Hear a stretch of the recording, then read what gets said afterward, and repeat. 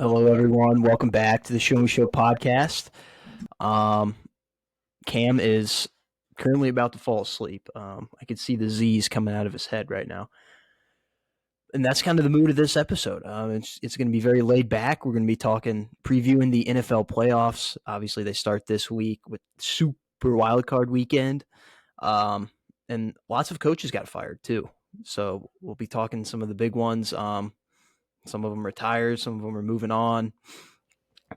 And then we'll do fantasy corner, and then we'll send you on a great football weekend. Let's see if I can lower this microphone at all. It's right in front of my mouth. Okay, Cam, how we doing? How we starting off this week? What games do you want to talk about? Well, I think it's best to point out that we probably only lost, 3 games? Oh, and our picks, yeah. Yeah. Including Pittsburgh ended up beating Baltimore, so that was a good change of heart there. Good veto there. What did we get wrong? Oh, Atlanta. I do remember you're like, well, New Orleans needs to win, so I'm going to pick Atlanta, which is fair. That's how they've been all year long. Ended up backfiring. New Orleans crushed Atlanta. So that's one. What else happened here in terms of our losses? New England, they just showed nothing. I thought they'd keep their streak going against the Jets, but they did not. Two regular season streaks ended this week. The Patriots, who had won like 15 in a row against the Jets, and then the 49ers, who had won like 8 in a row in the regular season against the Rams. Wait, so what's the third one that we messed up? New England. New England and Atlanta. Let me look at the schedule. I think we. Is that it? Well, we don't have a pick for Seattle and Arizona. I don't know what happened there. But San Francisco, we picked the Rams. Or we picked San Francisco. Okay. I feel like we picked Arizona. I think we picked. I just listened to that part in the show earlier today. It was Seattle. Oh, so we went 14-2. Yeah. No, 3. Saints, Patriots, Niners. We all messed up. Cam is going to be a little slow-brained today. Oh, shit, yes. Rams did win. Yeah, you're right. Yeah, Cam's going to be a little slow-brained. So, all right, we each pick 3 games from the past week that we want to talk about to kind of make it go a little faster because, let's be honest, a lot of the games this week kind of sucked. It was the last week of the year. A lot of players were being benched. A lot of teams had their spots clinched, but there were some good ones still. I think we might actually just start off with the Colts at the Texans because that was kind of like our first taste at playoff football. It was a win or be eliminated, or win and get in, or lose and be eliminated. That was your 2 options. And CJ Stroud and the Texans, they came to play. It was a good game until the end. But I mean, neither team can be sad about how this season went. But the Texans, man, they are building something. They're AFC South champions. And, I mean, they're looking – anything they get in the playoffs here is just bonus at this point, I think. But I know they're going to be hungry. They're going to be looking to keep going. And sometimes a team like that can be scary. So we'll see what happens. Yeah, I mean, is there – in sports in general, I mean, is there anything more important than hitting a home run on your quarterback draft pick? I mean, I can't really think about anything else, baseball's too much more. I mean, not that football's not a team sport, it is, and wins aren't even, wins is a team thing in football. But I don't know, quarterback, we all know, most important position in all of sports. So, like, when you just nail that, no matter really how your season goes, it's a slam dunk. And so you get that. You win 7 more games than you won last year because they were 13-1 or something like that. Yeah, something terrible like that. I mean, so they get to 10 wins, which is always a huge benchmark, and more importantly, you get into the playoffs. But yeah, CJ Stroud's the man, and so you've got that. So that's just a huge deal. And then on the other side, obviously, Colts, Shane Steichen. Maybe he waited till the very, very end to have maybe his only big coaching miscue of the year. Pulling Jonathan Taylor on the fourth down, I think in like 2, maybe something like that. When he's having one of his best games of his NFL career, and you throw it to an Iowa player in the flat, not exactly known for points. An Iowa player that's not a tight end. We should clarify that. Yeah, But that's true. That's true. Iowa tight ends can catch, although they don't do that in college either. I don't know. yeah, they wait till they save it all for the NFL. But this was interesting because this was the first primetime game the Texans had all year, which I thought was I thought every team had to have at least one, but I guess that was wrong. And for some reason, the Texans just never had one this year. So, yeah, it was pretty cool to see them go out there and show out in it. Yeah. I think there's usually always a team that does, I think, somehow get fleeced out of a game. Usually it's like the Jaguars back in the day. And then I feel like the NFL felt like they had to throw them on that color rush Thursday night football thing. Remember, because they wore the jerseys, yeah, piss yellow versus who I can't even remember who they played. The Jags. Yeah, I think it was the Titans in like that Yeah. weird blue it was actually pretty sweet, but whatever. Yeah, I think there were 2 other teams that didn't have any primetime games, and it was the Cardinals, which I guess later in the year that would have been okay, like for a Thursday night game or something, and then the Falcons, which I'm perfectly fine with having no God Falcons bless. primetime games. So, God bless. Another game that, or actually, you want to do the other Saturday game, Baltimore Pittsburgh. This is one you chose. Yeah. Just starting off, it was, very reminiscent of what we might see this weekend in the playoffs, at least in Kansas City and the Dolphins. Just an unbelievably awful weather game. And it just, it basically was just, who can win this weather game? Obviously, Pittsburgh had to have it in order to get into the playoffs, except for that one scenario that we brought up, but that didn't happen. So they had to have this game. And Baltimore obviously playing, a bunch of backups. They had to have some starters out there, obviously, because mathematically you just can't have all backups. But I mean, it Some was pretty lower much level all starters on there. Yeah, exactly. Obviously no Lamar, no Roquan, no Zay Flowers, none of that. A couple things Patrick from this Queen was game. out there though. Yeah, Clowney got his money sack, literally, and then Pittsburgh. I'll say this: they did not score as many points as I would have hoped them to score in this game against a lower defense than usual. Although the Ravens defense still looked like you're just like, no wonder they're the 1 seed. Is like they're guys that we're considering low level starters. It was also a monsoon, but yeah, it was also a monsoon. But then again, Mason Rudolph only had the ball hit the turf twice, so you're happy with that if you're Mike Tomlin heading into the playoffs. Once again, Najee Harris, the run game looked great. Yeah, in this one, 112 yards for him. Yeah, and another fun stat: the Ravens had 4 losses this year. Half of them are to the Steelers. So, yeah. Hell, by Roquan Smith's count, still not a Steeler or still not a Raven. Yeah, he didn't play in this one, so I don't know if that would have technically counted anyway. Yeah, but oh shit, my dad just texted me Kalen DeBoer Roll Tide Roll, so I don't know if that. Oh, is that official? So we might have a little breaking news here. Let's do do a little research. We'll pause here real quick. I will say, friend of the show, Jacob Michael Baldwin, did tell me his sources were saying that Marcus Stroman was going to sign with the Yankees, and about 5 minutes ago, I just got the Jeff Passan notification that said Marcus Stroman signs with the Yankees. So Jake Baldwin, dub on that reporting. While we're looking at this other potential breaking news, we'll get into the Titans and Jags game.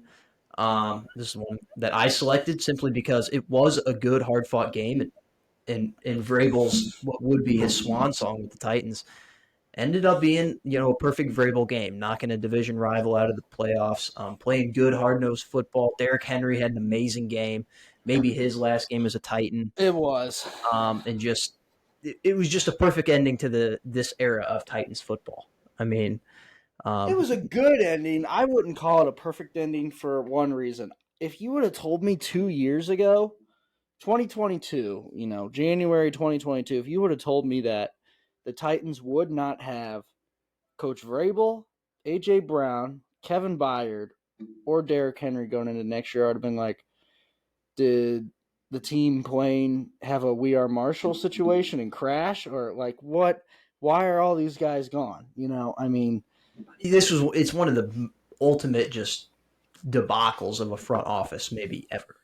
At yeah. least in the NFL. I know we've seen it with like the Rockies and the MLB, but I mean, this is a one of a kind thing in the NFL. They just single handedly just wrong move after wrong move after wrong move, and it's ended them up here. They have nothing now. So, congrats. And funny enough, when they did fire Mike Vrabel, they said they didn't even bother exploring a potential trade for him, even though literally every single team in the NFL would love to have Mike Vrabel as their coach. I feel like they were like, you know what, we'd rather fire him than deal with all this paperwork and try to trade him. Which, I mean, I relate That to that, I but I'm get also that. not the GM of an NFL team.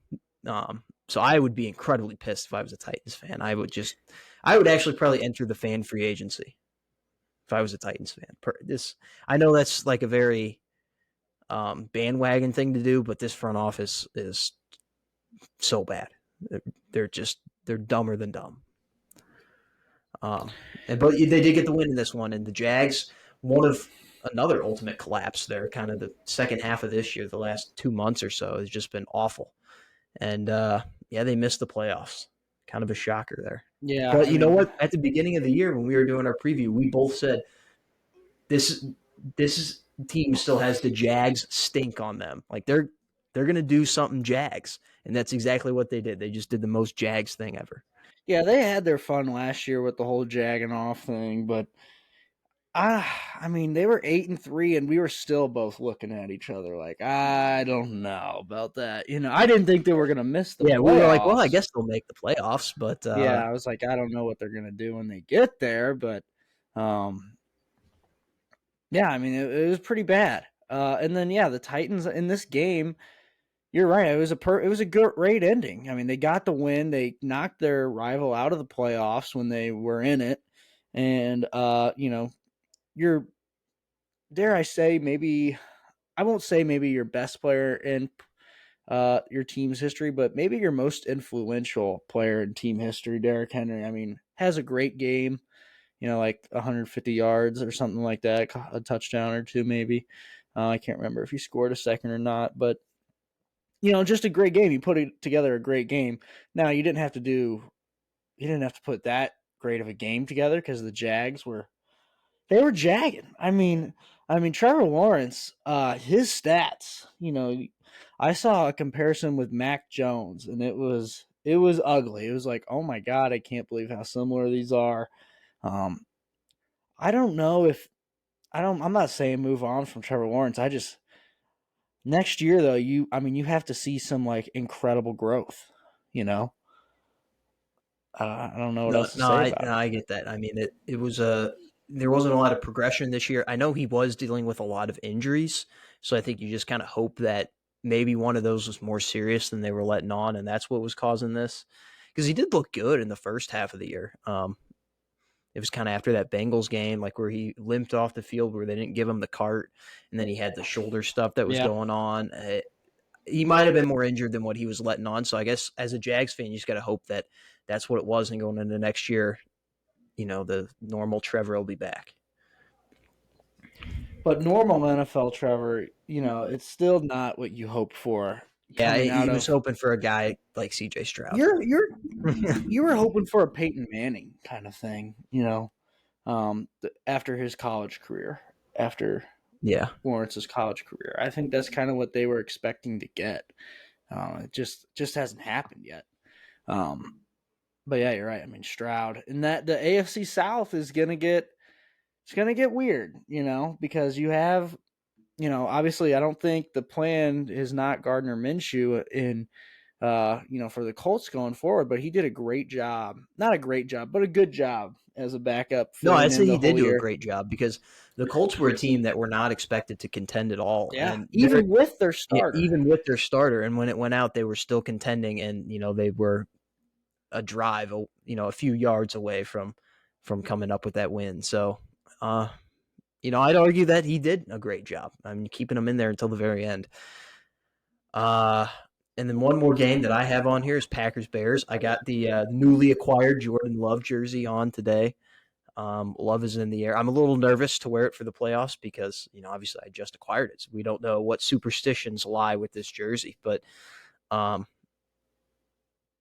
it was a great game. I had a little bit of a struggle to watch it because it was on CBS. And, of course, the local CBS game was the Chiefs game, which was basically like watching a USFL game.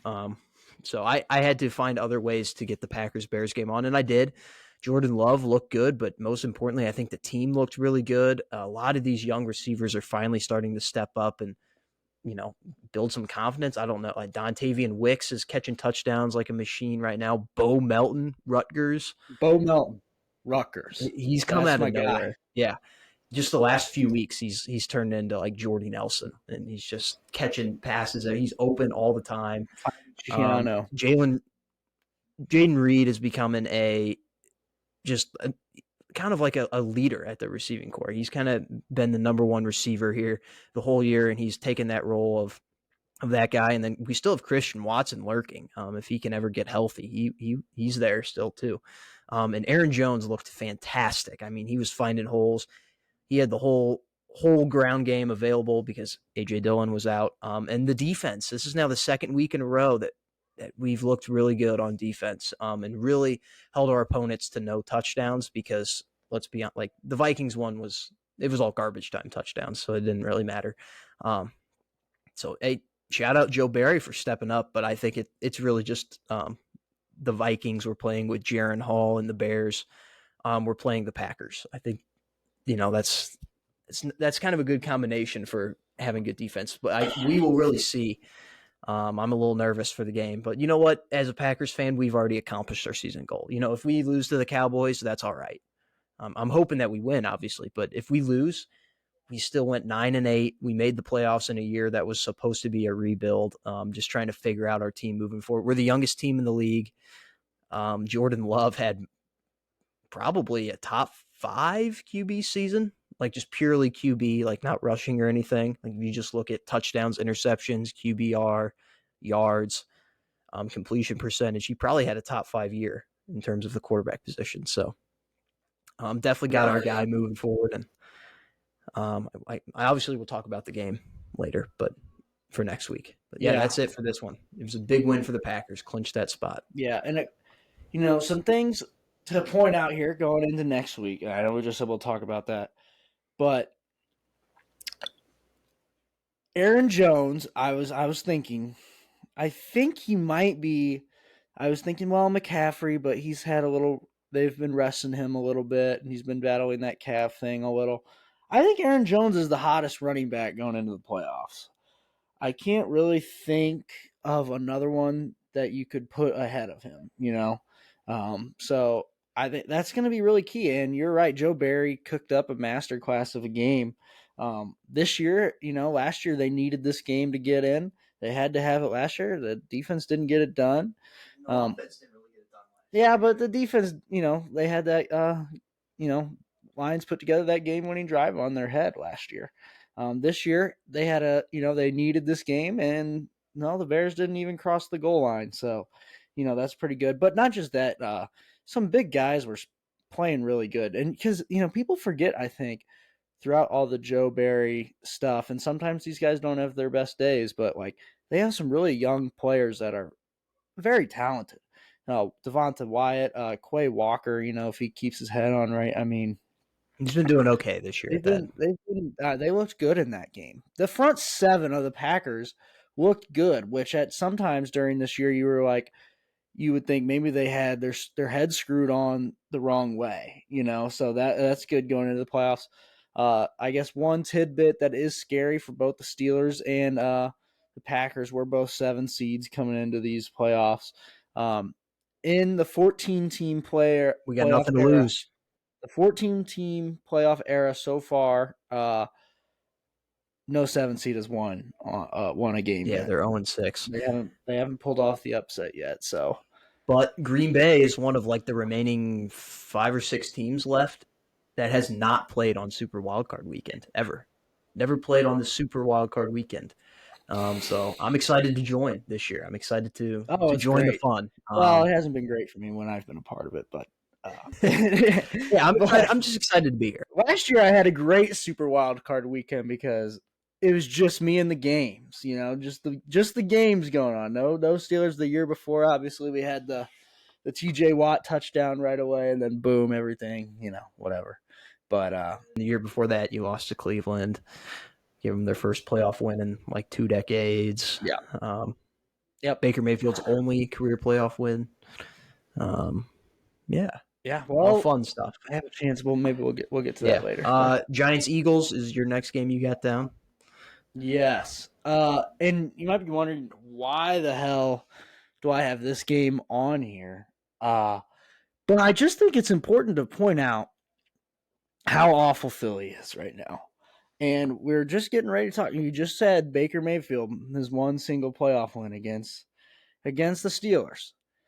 The Buccaneers didn't do jack diddly squat this week really against the Panthers. They put up 3 field goals and a win, 9-0, whatever, clinched the AFC South.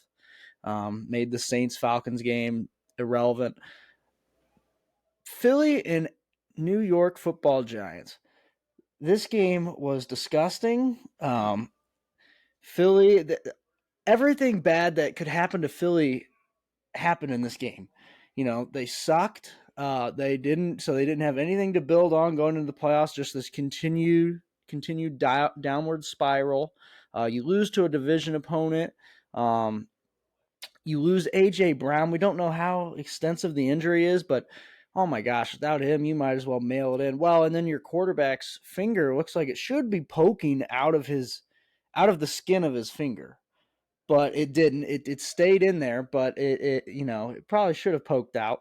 He went back in to try and play through it, and apparently that just made it worse. So you don't have anything really going for you heading into the Buccaneers game, except for the fact that it's the Buccaneers. They're one of 2 9-8 bad teams in the playoffs. Yeah, they're not bad, but you don't really expect them to do anything.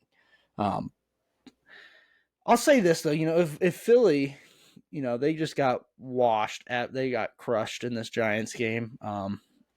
Completely demoralizing for the fan base as well. But if they can maybe somehow beat the Bucks, they might be able to get some confidence back. But now they're battling. They're not only battling Big Mo not being on their side, but they're also now battling injuries and just being in complete disarray. So yeah, there's a lot of teams. Yeah, there's teams that stumble into the playoffs. Philly stumbled, fell flat on their face, got drenched in mud, and then got dragged through the mud into the playoffs. And currently, they still haven't woken up yet. There's still that dead corpse lying in the mud going into the playoffs. So and they stumbled in, but they stumbled into the 5 seed. That's how great of a season they were having. 10-1, and like you just said, they fell flat on their face in the mud, and they're sitting in the 5 seed. Think about that.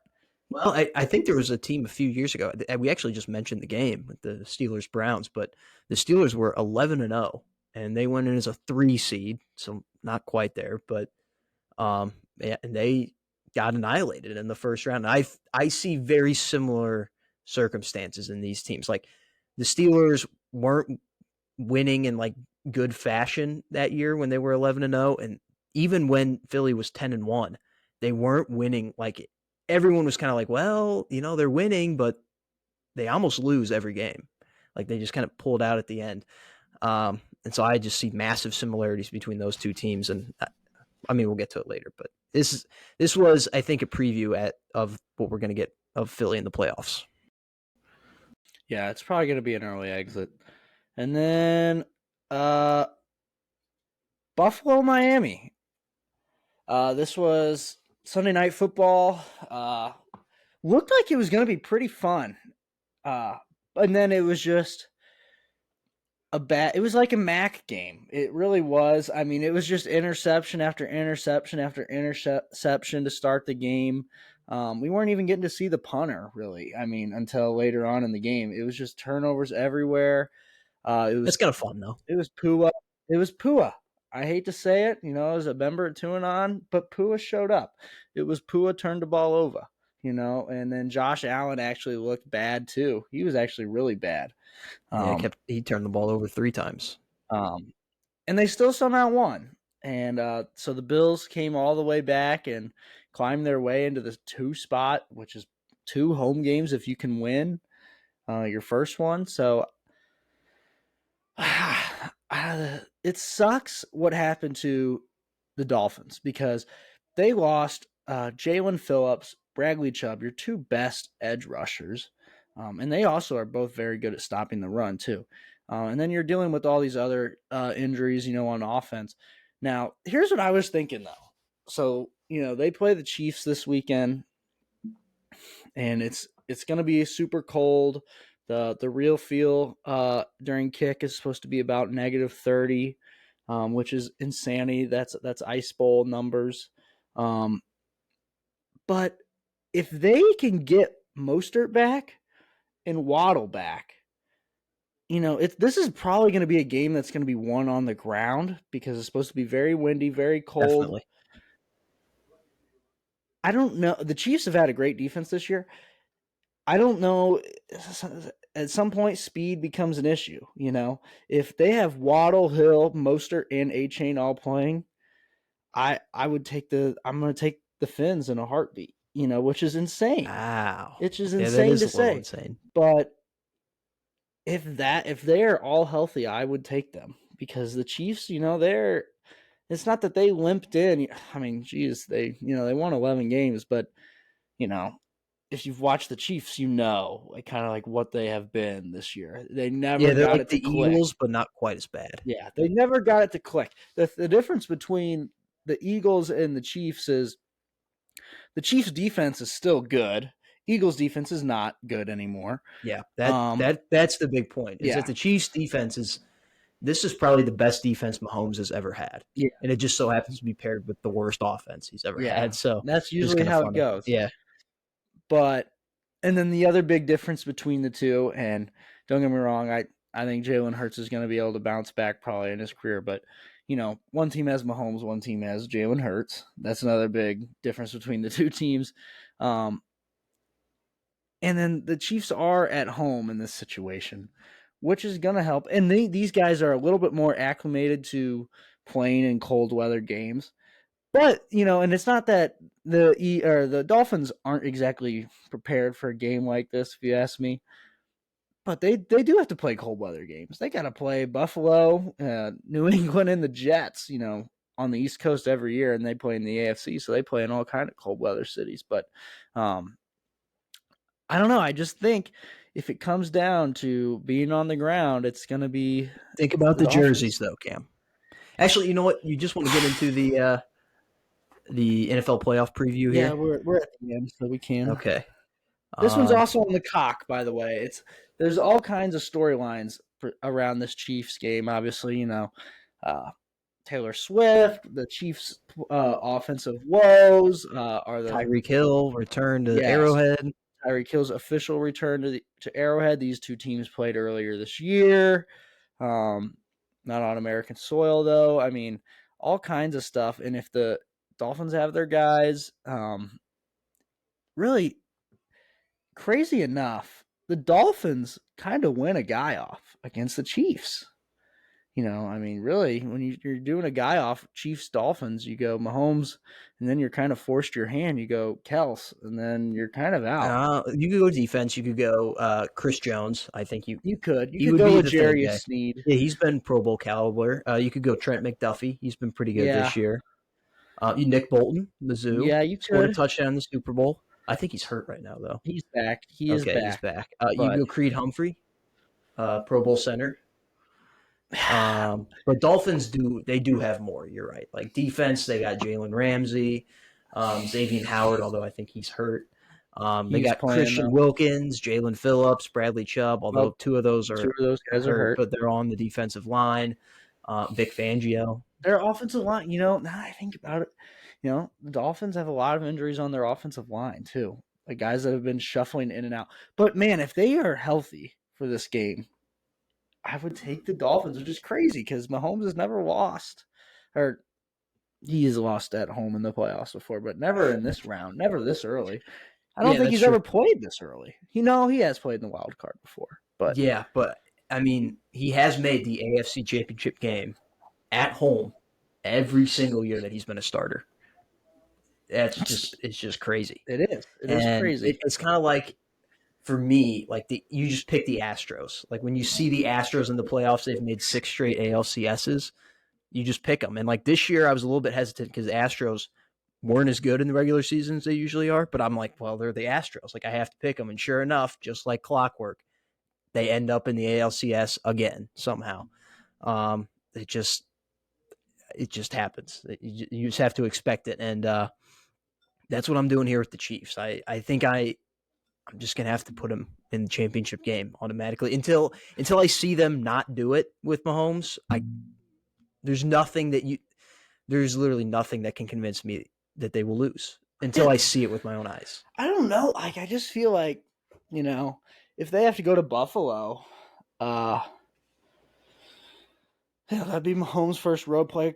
A lot of people are always talking about how Mahomes has never won a playoff game on the road. I'll be honest. I think he's so good that I don't think that really matters. He Well, wins. He he's wins never road. played on the road, but I mean, going into Buffalo for your first That'd be game, tough. it's a hell of a game. But you know what? I don't have that much trust in Josh Allen, and I know he's a great player. He's accounted for the most touchdowns this year. Also has accounted for the most turnovers. Um, I just don't trust him. So if the Chiefs were to get into a Buffalo game, it would be a big toss up for me. But I think I probably would still lean Chiefs. But I'll tell you this: I think, and I had never felt this way before. But if the Chiefs have to go to like Baltimore, I think I would take Baltimore. Yeah, yeah. You get once we get to the AFC Championship game, then you can pick someone else because they're not undefeated in the championship games. They are always there, but they're not undefeated. Um, all right, so for our picks this week, um, obviously during the regular season we always combine. We pick together and we have show me show picks, but in the playoffs we face off against each other. That's what we did last year. Who's your pick in this game, Cam? Chiefs, It's Dolphins on the so couch. hard to say because I don't know who's playing. Because like I said, if Mostert, A Chain, Waddle, and Hill are all a go, I'm gonna take the Dolphins. So I might have to. This might have to be a wait and see kind of thing for when we Okay. finally calculate it all. But that would be my pick. I would take the Dolphins. I'm going Chiefs no matter what. I just said there's nothing that can convince me just because I have never seen it done before. So it's Yeah, a see it to that's fair. believe it type of game You know for me. what? And I agree with that. But then again, I also because I was on the same thing. I'm like Chiefs at home in the playoffs. It's like It's an automatic pick usually. But the whole year. I mean, I've talked about this on the show. The whole year, I'm like, Chiefs they're gonna get it to click. They're gonna get it to click. They're gonna get it to click. They never got it to click, and that is what is concerns me. Is that they never got it to click. And so it's like if the Chiefs were to ever lose in the playoffs at home in the first round in any year, it would be this year because they never got it to click. Yeah, but man, the uniforms, the candy ass Dolphins uniforms If they going wear into the Arrowhead, they're going to be doing if they wear the candy ass oh. uniforms, it's gonna be tough. They're gonna be setting themselves back a little. They're gonna sing the national anthem, and their fans are gonna say, "In the home of the Chiefs." Then Mahomes is gonna suit up, and you think the Dolphins have a chance to win this game? I mean, they do have I a still chance, do. but you think they will? I still do. If those four speed demons, if that four by Mm. four team plays, I think they would win. All right. Well, I do think Tyreek Hill's going to have a big game no matter what, though. He's just going to want to be open all the time. So wait and see for Cam's pick. I'm the Chiefs. Let's backtrack a little bit. Let's go to the earlier afternoon game on Saturday. Another AFC dogfight. It is the Browns, the 5 seed Browns at the Texans.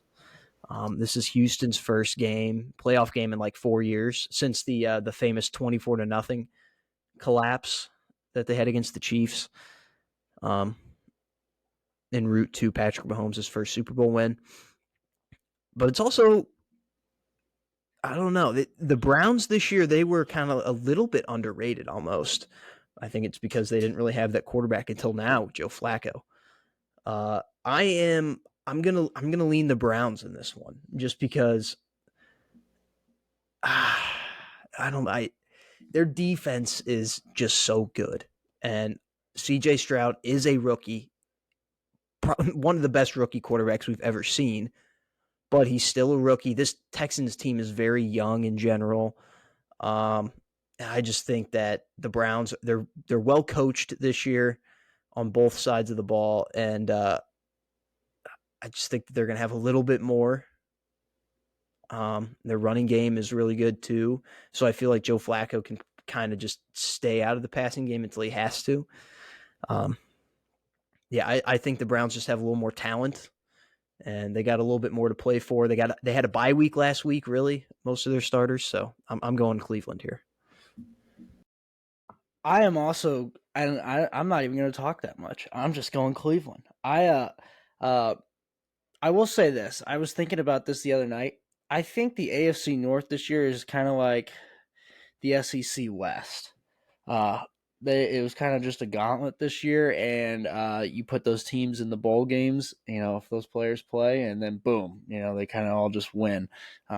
Not saying that the Steelers are going to beat the Bills, but I don't think the Steelers are going to beat the Bills, and we'll get to that pick here in a moment, but I think the Steelers are going to play the Bills too close for comfort for the Bills, which I would never have said that last year or the year before. So I'm going to go with the Browns. My only concern with the Browns this week is it's not a defensive thing. It's just it's an offensive line injuries thing. They've also been battling some injuries on the offensive line. And those are tough because, you have a guy like Will Anderson who's just going to be looking to eat, his first playoff game. And then I'll say this, though. If the Texans do win this game, it'll change a lot about how I make my picks, going forward. Because it's kind of going to just be like Stroud just might be that guy. You know what I mean? So. Well, also, these two teams right now have some of the best vibes going into the playoffs. Like we talk about the Chiefs. They don't have good vibes going right now. The Dolphins, they don't have good vibes going right now. They just blew the division.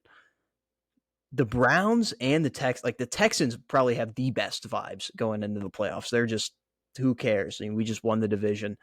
The Browns have pretty good vibes going into, they're like, we started 5 different quarterbacks this year, and we are I think the second best team by record in our league.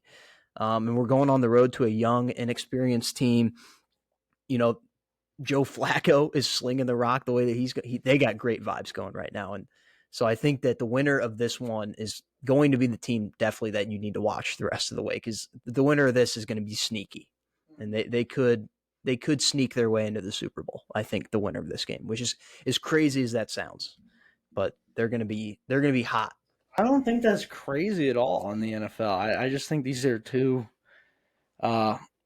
very well coached teams. These two coaches are 2 of the top 3 candidates for Coach of the Year. So it doesn't really shock me that much. So yeah, we're both going Browns though. Yeah. Okay, similar pick there. All right, let's head to Sunday. You alluded to this just a second ago. Steelers at the Bills. Bills get the 2 seed with their win on Sunday night. They've secured themselves at least 2 home playoff games if they win this one. TJ Watt is out. He's hurt. That certainly hurts the Steelers, the life and blood of their defense. But they're still they're still going to be fighting. They're going to create probably at least a turnover, I'd imagine. But the Bills are 5-0 since Sean McDermott gave the 9/11 speech, so it did work. It did work. Yeah, this is going to be tough as a fan to watch because I wanted the Steelers to get into the playoffs um, over this last month after 3 months of not wanting them to get into the playoffs, of watching just god awful football. Well, the last month I've gotten to watch, or the last 3 weeks of the season, I got to watch good football. Like, just a good football, definitely in comparison to what we were watching. I'm not saying it was great football to watch overall, but way better than what we had been watching. And I think you're right. I think they're, no matter what, and like I said a moment ago, it's going to be close for comfort for the Bills. And I think they're really going to they're still going to fight and get after them. And you said a turnover. I would not be surprised if the Bills win this game but they have like 3 turnovers.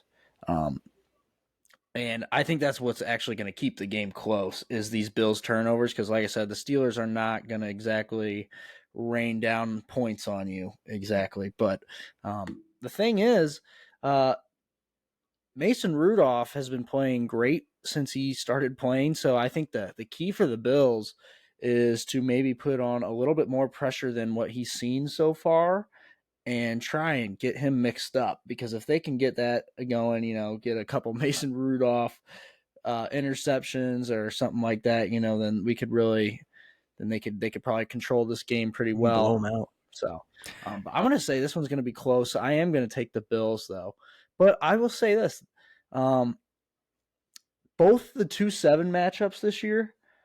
Don't get me wrong. I'd be a little bit more surprised if the Steelers won this game than if the Packers beat the Cowboys.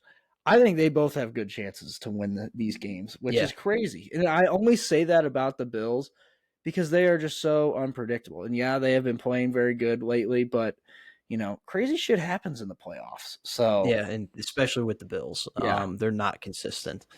Yeah, this is definitely the year. I feel like we're the 7 seeds this year, me and you, Cam, and I feel like one of us is going to just be hyped going into next week because one of us is going to win. I don't know. That could be wrong, but this does feel like the 2-7 matchups usually feel like kind of overmatched. Like the 2 just kind of overmatches the 7. This one, it kind of feels a little bit more even. I am also going with the Bills, though. I really have no idea what to expect, if it's going to be close or a blowout. I think the Bills, they escape with the win in this one. And speaking of the 5-game wins, they finished 11-6. That got your over on the Bills. So you went 3-1 on your picks. I went 1-3. Yeah, it's not good. So I guess we'll have to figure out the exact details of the punishment for me. But yeah. And then another thing, watch maybe if you're a betting man somewhere out there, the Steelers are 1-10 without TJ Watt, and that's my biggest number in this game. And it's honestly a staggering number. Their record with him versus against him it's bonkers. And it's actually what's maybe even more bonkers is their record with him. Like, you can't believe how many games over 500 they are with him than they are without him. I mean, their record with him is great, actually. Like, you're like, holy moly, they must have had some really good teams, which is not entirely true. But I don't know. He is just that much of a game changer. And they're 1-10 without him. That's you're in the playoffs. I wouldn't expect that to really change. Yeah, you're kind of just in the happy to be here mindset too. Like, hey, we snuck in. We weren't supposed to be here. Next game is Packers Cowboys. We kind of talked about this one a lot already. But the biggest thing is I was rooting heavily for the Rams at the end of that game because I wanted the 7 seed. If the Rams would have lost, we would have been the 6 seed going into Detroit, which I didn't want that. I thought, we have the ability to win both those matchups, but I really wanted to root for the Lions and not against them. So that was really the main reason. But also, I do think we can beat the Cowboys because out of the kind of the big dogs in the NFC, they have one of the weaker run games. Their run game is not strong this year, which is something the Packers struggle with. That's like if you can run the ball well, you're just going to eat on the Packers. And also, their defense has been the last few weeks has been a little shaky. The Dan Quinn experience, they've had a lot of injuries, especially in the secondary, and that could be good for these because if they just have a good secondary, that's going to overmatch our young receivers.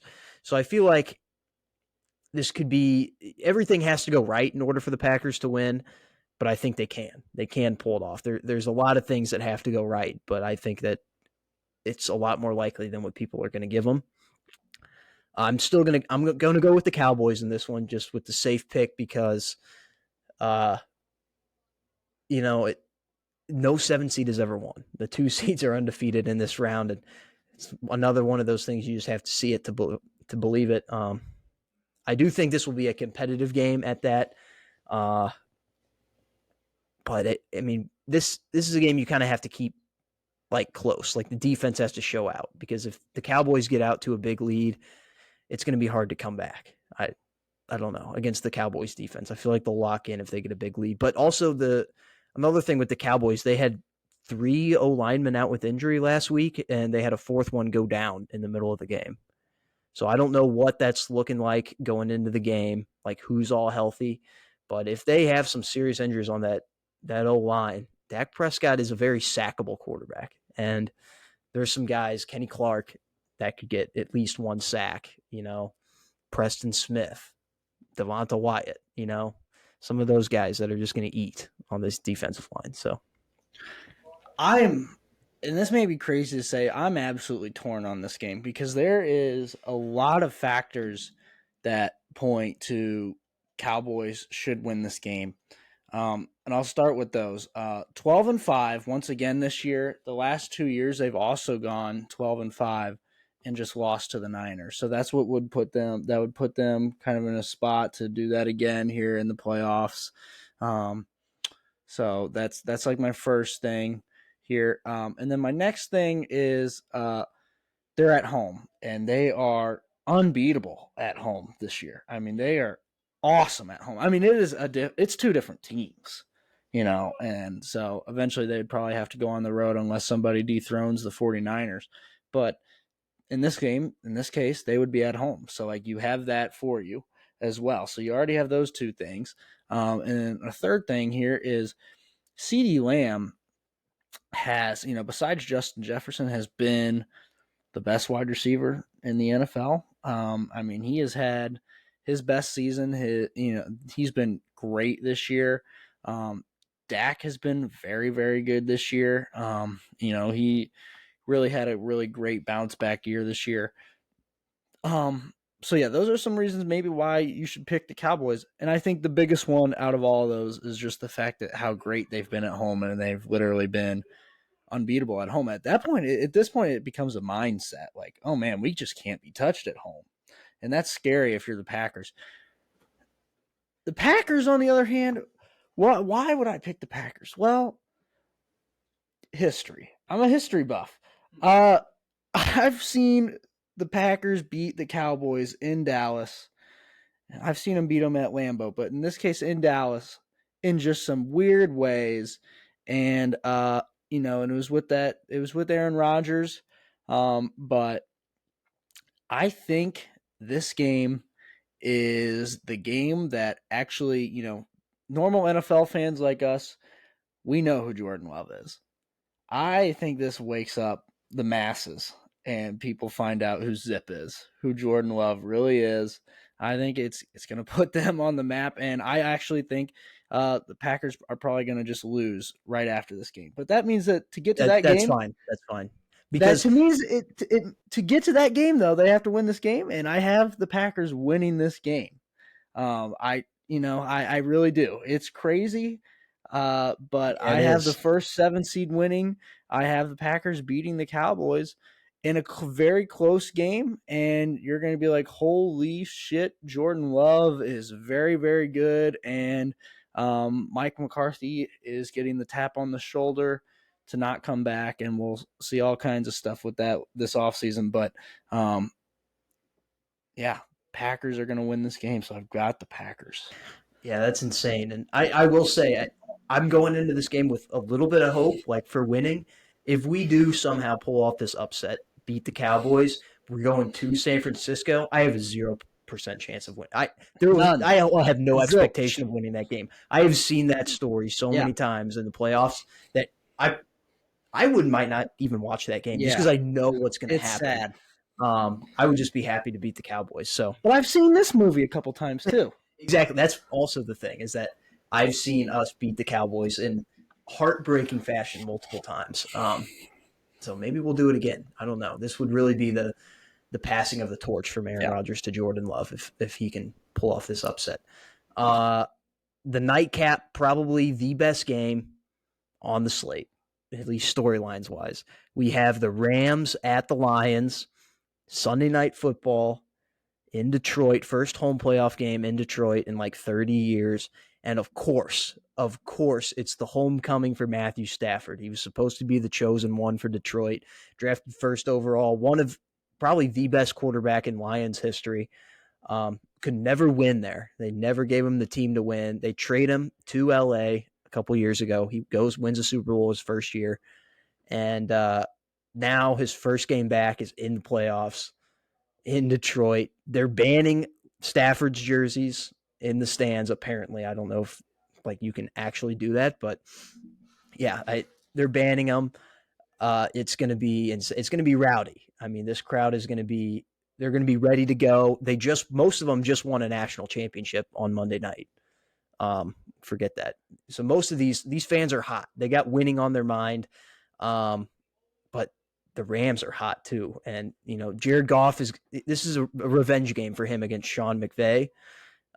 So I will be rooting for the Lions in this one hard, but the Rams, I mean, their only loss in the last 2 months is in overtime at Baltimore, who most people say is the best team in the league right now. So they're hot. They're not slowing down. I mean, they beat the Niners last week with Carson Wentz. And I know the Niners are benching a lot of people, but still, I mean, that's an impressive feat. They're hot right now. And while I will be rooting for the Lions, they're still the Lions, and they don't get good things. They don't have nice things in Detroit, and it's going to continue to stay that way. LA moves on, and in my opinion, yeah, it sets up a Niners-Rams matchup the next week. So,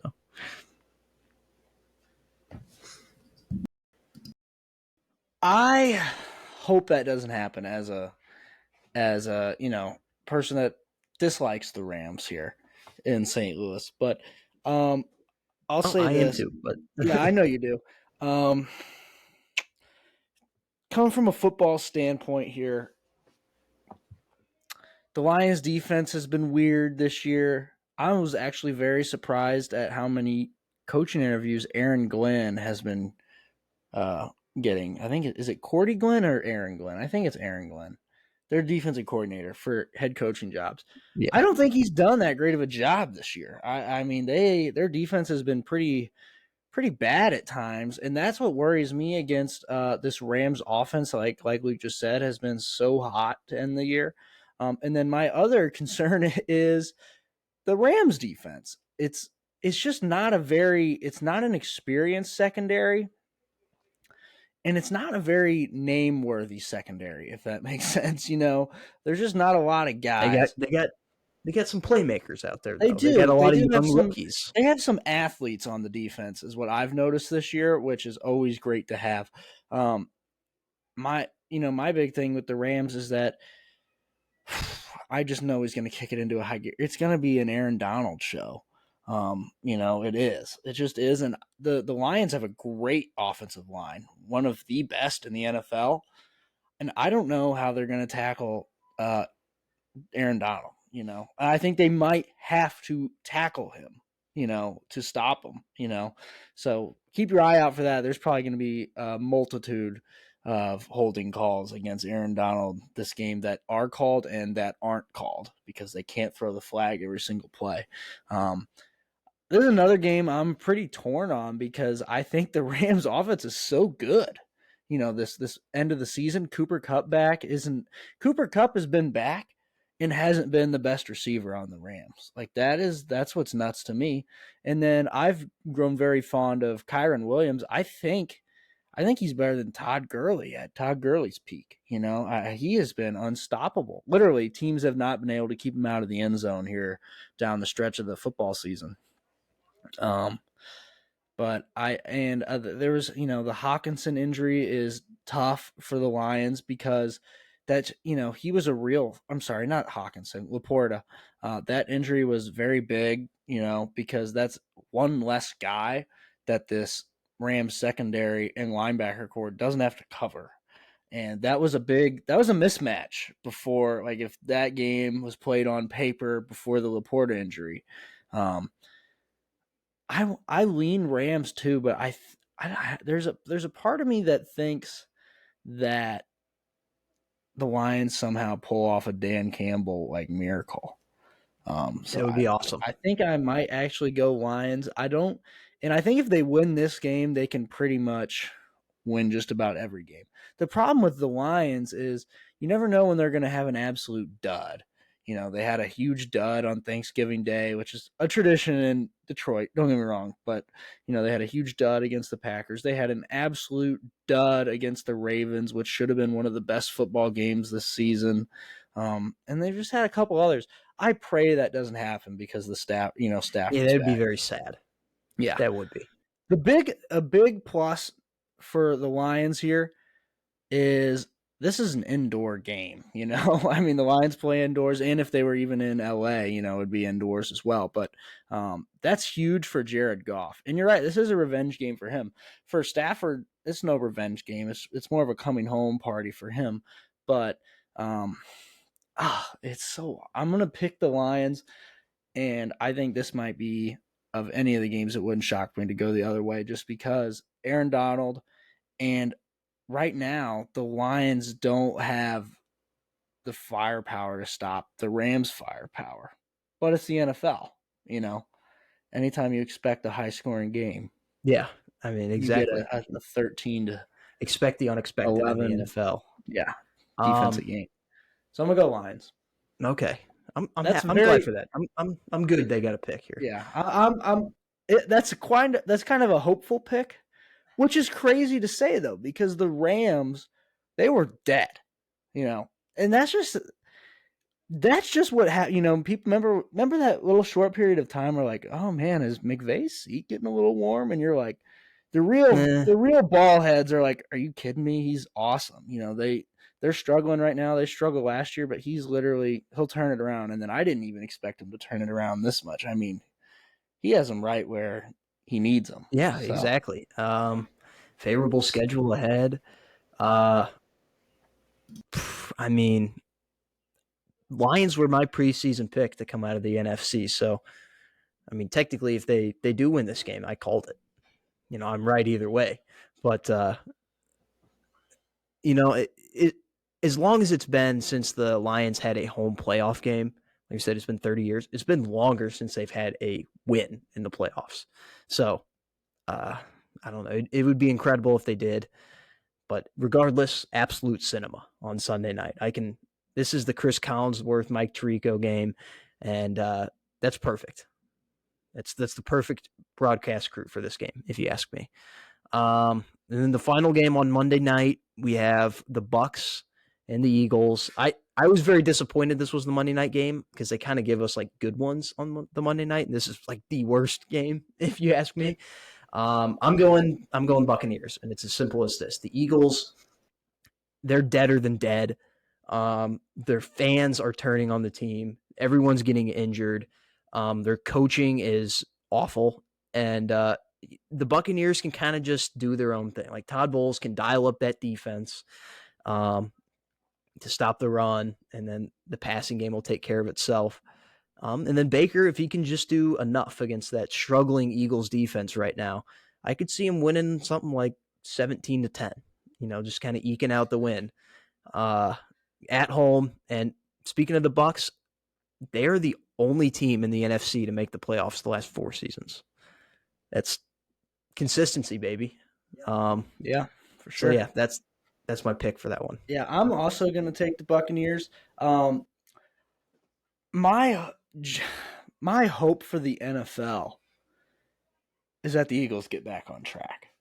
Eagles get back on track. It's a whole new game in the NFC. But they have to. I mean, this sounds cliche, but I mean they literally have to do it in this game. This is their last chance because this really isn't that all different from some of their last few games to end the season in terms of how good this team is. It's really not that big of a jump up or down from the Cardinals, Giants, whatever. It's really not that big of a difference, and I hate to say that about the Bucks, but but the thing is about the Bucks, we were talking about the Eagles' poor secondary play. He could have Baker could have one of those games, where he dials it up to Mike Evans twice in the back of the end zone for like 130 yards, and they win this game. And that's why I'm taking the Bucks. And the Buccaneers defense is, I believe, it is the youngest defense, and I believe they're not the youngest team. The Packers are the youngest team, but I believe this defense is the youngest defense in the league, which is crazy because it has Levante David on it. But A million years old. yeah, but so yeah, there's that. I think they will get after the Eagles, but that is I hope it just be more fun if the Eagles can figure it out some way. I think it's kind of the same way for the Chiefs. I kind of hope the Chiefs figure it out too, because I think if that team suddenly just comes back into form, it's like that changes everything too. Because right now, these two teams from the Super Bowl last year, you can kind of, I mean, I did, you didn't, but I kind of I'm writing both of them off, So, and I think it's justifiable. They've both been really, really mid, and the Eagles have not even been mid. They haven't even been mid as a mug. They've been bad. So Yeah, I mean, and here's the thing: like they both made the Super Bowl last year, but how often do teams repeat? Like in today's, it's very rare that a team that was in the Super Bowl last year goes back, especially the team that wins it. So I don't think it's a surprise at all to not pick them. I think we get two different teams in the Super Bowl this year. Whether it's the Ravens, Niners, Bills, Cowboys, hell, the Rams, whoever it is. I just think we get two different teams. We get a completely new matchup, and it'll be fun. And that's the wild card preview. So exciting weekend of football ahead. I'm thinking we probably we skip the head coaching hire or firings, maybe leave those. Other than we could talk Nick Saban, yeah, maybe let's just talk about Nick since he's college. yeah. He's the only one that's retired. Obviously, Pete Carroll got fired, Rabel got fired, Arthur Smith got fired, Ron Belichick Rivera, let go. Belichick, yeah. Um, Nick Saban, that was honestly the most shocking. Like all those guys, Vrabel was a little shocking, but Nick Saban just retiring on, I think it was Tuesday morning or it Wednesday. was it was it was yesterday at 4 o'clock. He informed the Yeah, team a mandatory team meeting that he was retiring, and he's already done a couple interviews talking about how he just this season was really grueling and he couldn't do it the same way as he used to be able to do it. And, he was like a big believer in if he can't do it the way that it needs to be done, then he probably should, hand it over to somebody else, which is such a football guy thing to do. But I'll say this, uh, this one isn't like the Vrabel firing was just like, well, I guess it's not that surprising since the Titans are just such a freaking ridiculous organization. But this retiring was not surprising because he's old and he's tired, but it was shocking. Like I was still shell shocked when I read it, and I was sad. I'm still upset. It's like one of those things. It was, it was kind of like this year, Tom Brady not playing. I was like, man, I never would have thought it, but I do miss Tom Brady playing, like slinging the rock. I don't think I did, but I But can't say that. Nick Saban not being on the sidelines. I mean, Nick Saban's my favorite football coach ever. Just Ever. legend. So By fun to a watch. country mile he is. And it's not just all the quotes and all, the fired up at reporters and all the sayings that he has. I don't know. He's such a good guy too. We see it all the time. He tries to watch all of his players in the NFL as much as he can. His players that don't make it to the NFL, they all say that they can reach out to him pretty much at any time for the rest of their life. And that's what coaching's all about. And, it just sucks that I won't get to see him on the sideline. And there's something about him, you and this is more for Alabama fans that they're gonna miss this is like no matter what, when he was on the sideline, it's kind of like when Tom Brady's your quarterback. You have a chance no matter what. And not that you needed a chance because you're Alabama. You already have this loaded roster. But even, the years when they were finally underdogs every once in a while, when they would be an underdog, you're like, oh, we always have a chance. It's Nick, So I don't know. It's tough. It's not going to be the same without him. It just won't. It's one of those things that, like, every time I think about college football, I think about Alabama as being like that big dog, that dominating, and at the helm has been Nick Saban the entire time that I've been into college football. You turn on an Alabama game, you expect Nick Saban.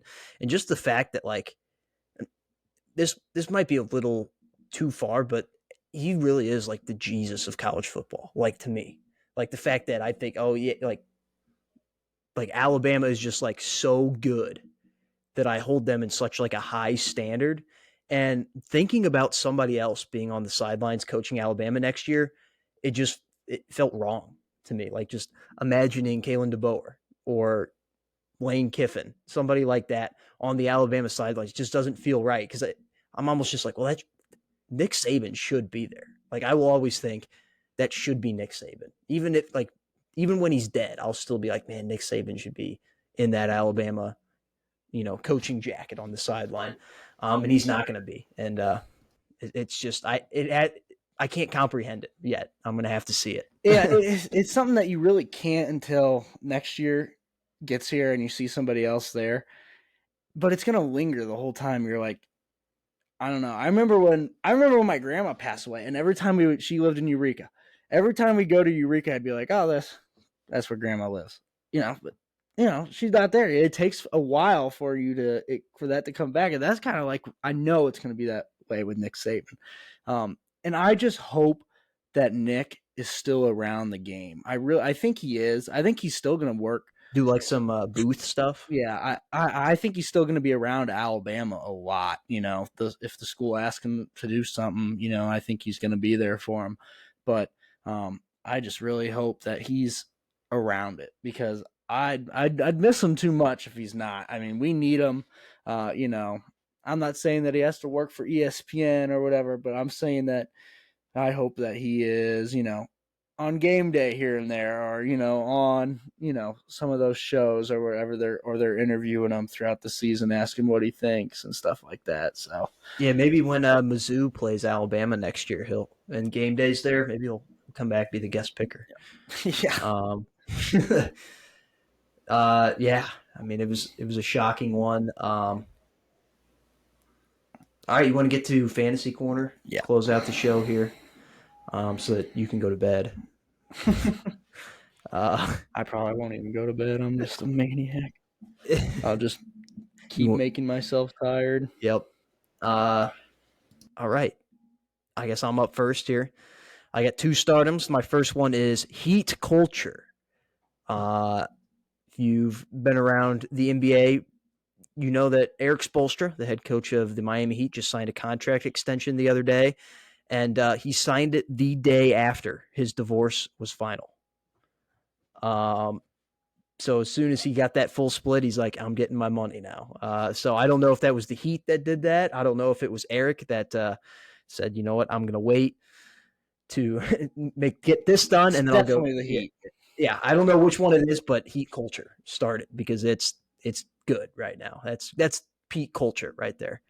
That's the type of culture I want to have. And then my other stardom is Providence fans, just because they're being called a cult, but it's a cult of, like, nice people. Like, they will just be, like, openly insulted on the internet, and they'll just respond, thank you, or like great game, great game. Like they're I don't even know what to call. They're like bots almost. Like they're The just so positive. NPCs of Yeah, they're college NPCs, basketball. NPCs of college basketball. That's what Although I Providence feel like fans an are. NPC of college basketball would fire right back and say some shit. No, it's like it doesn't even comprehend negative energy. It's just like a Yeah, positive NPC, like yeah. all the Like time. today's AI NPCs would comprehend negative energy. I don't. They're their own, which is crazy to me because Providence is not like a chill city. It's not. It's kind of. It's. I'm not saying it's completely crime ridden, but there's crime and crazy highway videos and whatever. So I don't know. It's interesting. Yeah, it is. I'm not like fully into it. Like I still haven't fully understood it, but it was funny enough to where I had to put it down on the Stardom just because I can get used to that's the type of fan base you don't mind winning because they're not annoying. My situm is Bronny James because there was a graphic that popped up during the USC game the other day, and it was highlighting some of their top players. And so two of their top players, I'm forgetting their names now, but they had like their stat lines, like their shooting percentages, their points per game, stuff like that. And the third highlighted player was Bronny James. And in the description, it just said winner, period, team player, period. No stats or anything. And, that's kind of an embarrassing look because you're literally just being put up there because of your name. Like nothing and your basketball skills are making you up on that graphic. So winner, team player. Sit him for that. That's embarrassing. And then my sleeper is Madison Bumgarner. He made an appearance the other day. Drewski, the famous producer, was at the Clippers game, Clippers-Lakers game the other day, and he was heckling James Harden before the game because he has like courtside passes because he's super rich. Yeah, it's Drewski, and he's probably good friends with James Harden. He's friendly heckling him before the game, and in the clip he's wearing an Arizona Diamondbacks Madison Bumgarner jersey, and it was I don't think I've ever seen anyone wear an Arizona Diamondbacks Madison Bumgarner jersey, like not even Diamondbacks fans, and it was just crazy to see that, and just a reminder of Mad Bum and the legend of Mad Bum. So a little sleeper, kind of caught you off guard this week. All right. Let's see here. My stardom is Dr. Pepper. This is kind of a personal thing. I've been going insane with the Dr. Pepper. I have never been more addicted to it in my entire life than I am addicted to Dr. Pepper and caffeine right now. And it's unsafe and I got to figure it out.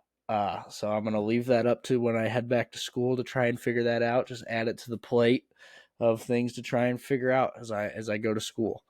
So yeah. I drink it every day. All the time. I drink it. It's scary. It's scary. It's probably taking years off of my life. Slowly. But I'm going to start it because it's so good. But you know what, Cam? Something has to kill you. You I choose agree Dr. with that. Pepper. That's true. I've always said I wanted to go out buy food, so I'll put that there. My sit-up is Steve Kerr. The Warriors, among a couple other dynasties, as some other dynasties have started to fall here, it seems, as the past couple of days between the Patriots, Alabama's might be over, with Nick finally hitting the door or whatever. But the Warriors, they said that everybody's on the trade block except for Steph. That's how bad their season's going right now. Steve Kerr hasn't been able to. I always thought he was a pretty good coach. He's not really doing any coaching right now. I don't feel like it. No life lessons, but not just that. Nobody's really being developed. Nobody's really getting better. People seem to be playing worse. There seems to be some tension in the locker room, which I feel like I haven't seen since Draymond punched Jordan Poole. So which it wasn't that long ago, but like this locker 2 room years. seems to always be in tune with each other, and it seems like everything might be kind of falling apart there, which is weird. So like, what do? Like, I didn't expect them to fall apart yet, They're just it's the end of a dynasty. It I mean, is, but I like didn't they're expect it struggling to to hold end. on to like the guys that made it the dynasty, and they're just not. I mean, Curry's still a good player, but he's not the player that he was, and everyone else is And kind of same with just Clay. Clay's nowhere yeah, near as yeah. near. And Draymond almost retired. He had to be talked out of it by Adam Silver himself. Yeah, it's the end. I get the vibes they're going to get in as like a 9 or 10 seed into the play-in round, and then after that, it's just going to be over. Yeah. Steve Kerr might retire. Yeah. I mean, I should probably be sitting the Lakers here too. I mean, they have. The other day I went to go check the standings on my computer, and I had to accept cookies to view the standings. And if you know what that means, it just means that they didn't even show up on the screen. I had to scroll down before I could find them. So that's a very tough scene, really. So there's that. Yeah. And then my this is a crazy way to end the show. What you're about to do. my sleeper is possible building collapses in New York City, particularly the Brooklyn side of things. You might be wondering, that is a pretty good sleeper. Possible building collapses. It's not something that you would expect. But over during the week, there was some videos emerged on the great website that is xvideos.com. And apparently there that was a crazy way to describe it. there was some Orthodox Jews in Brooklyn at I can't remember what it's called. McKivick, I think I want to say is what it's called, which is basically a Jewish bathhouse. And those are usually underground historically. And basically, though, in the Jewish bathhouse, connected to it was these tunnels that were dug completely illegally by this Jewish community under buildings that span blocks long, basically causing a huge infrastructure issue within the city of New York City, where some of our nation's biggest buildings are. Could cause severe casualties of some of these buildings that have collapsed, which we've seen before, by the way. So yeah, possible building collapses in New York City, big sleeper. So just keep your eye out on it. Some things that we have seen since these videos came out of like the Jews coming out of like their tunnels that they dug and stuff like that. It does appear that they have already like sealed the tunnels up and stuff like that. So hopefully they can like assure that those tunnels are like maybe like fix the infrastructure issues that these people caused unknowingly. I'm not there's obviously I don't think these people tried to cause these giant collapse of buildings. They're trying to expand their synagogue or whatever, but it's a tough scene, Luke. It's a tough scene. Yeah, definitely a sleeper. Definitely a sleeper. I mean, I don't even know what you would like. Do you have to just go down there and cement it all back up? Yeah, I think I saw that they were like trying to get cement trucks to like just pour a bunch of cement in there, but I don't know what that's gonna do. I guess they just gotta hope that fills all the tunnels up, or at least strengthen them a little bit. Yeah. But yeah, I mean, it's been what, 22, almost 22 and a half years since we've had a significant building or buildings collapse in New York City. That's actually not true. So, buildings do collapse there every once in a while. And it's because of infrastructure. There's just so many buildings there, and there's like all these, weighs so much. I don't know if you've ever seen Ghostbusters, but like the sewage tunnels, stuff like that, they're giant there. They have to be, and they have, their sewage system is crazy, and their train system is insane. This is just bad, like it's just dangerous. And that's what people did get arrested for it. I don't know how long, or they'll probably get out, honestly, because the government usually doesn't interfere too much with like religious shit. But yeah, sleeper building collapses in New York City.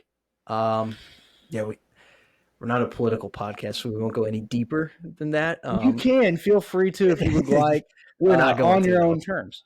Yeah. All right. Well, thank you guys for tuning in this week. A big, heavy football episode. Obviously, we didn't even talk about the national championship or some of the coach firings. It happened. It was tough. Yeah. It was kind of a tough watch once the second half started. Yeah. I mean, it's a Michigan-Washington national championship game. That's kind of what you expected. But yeah, enjoy the football weekend. Make sure to get all the channels set up because it is on 4 different channels over the course of the 6 games. So make sure that you're ready to go and you're not confused whenever it happens. And yeah, we'll see you. Actually, I think it's on 5 different channels. Peacock, ESPN, CBS, Fox, Fox, and NBC. NBC. Does Yeah, Fox have one? I yeah, don't know if that's they. the Packers Okay. game. It's Fox. So yeah, Oh 5 man. different channels. So yeah, be prepared for that. Make sure you have that all ready and set Which to one go. gets two? NBC. Saturday night and Sunday night? Yeah. Well, technically, I think they get 3 because Peacock is owned by NBC. But Yeah. yeah, have a great football weekend. We'll recap it all next week, and we'll see you then.